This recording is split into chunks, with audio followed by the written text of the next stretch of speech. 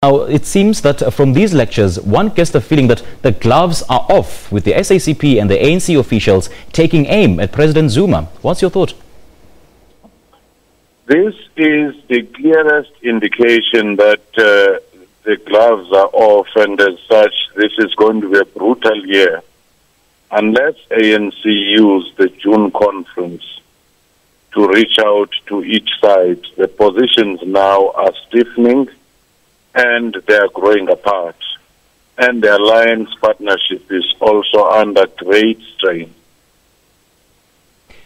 Now, Professor, would I be correct to say that the alliance partnership is imploding?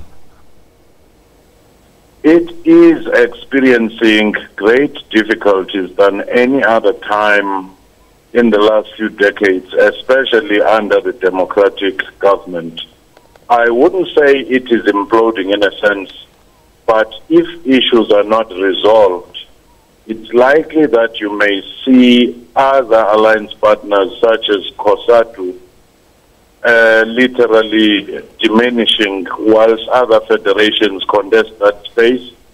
It's likely that you may see SACP going on its own to vote, to the elections. And that would spell the end of alliance as we've known it. Yeah. All right. And one of the speakers at today's lecture in Eastern Cape, as we've seen earlier, has actually said that the ANC can ignore the marches by opposition parties and civic organizations at its own peril. Without any doubt, ANC and some of the factions are so obsessed with who wins which battles within the ANC, and they are beginning to drift away from the general concerns of the society, which have been there for some years and have been growing. And as such, ANC has been losing gradually the electoral support. And that in itself ought to have been a warning, especially when ANC lost the metros, where the economic activities are mainly concentrated. Yeah, and the young communists are now urging the mother body to divorce the ANC. Should that happen, who will benefit? Well, I do think that ANC will suffer, and the individual role players such as the SACP may begin to negotiate coalition governments, either with the ANC or with other role players. But whatever comes in a coalition government may be in a weaker position to deliver from some of the mandates than when you had a united party with a majority. Now, on Friday, ANC Secretary General Gwede Mantashe was quoted at one of the Chris Hani Memorial lectures saying that when they demanded to be consulted regarding the recent cabinet reshuffle, it was in line with the resolution taken at the party's 52nd National Conference. Your thoughts? Certainly, I do think that even in the National Working Committee, they seem to have prevailed on that point.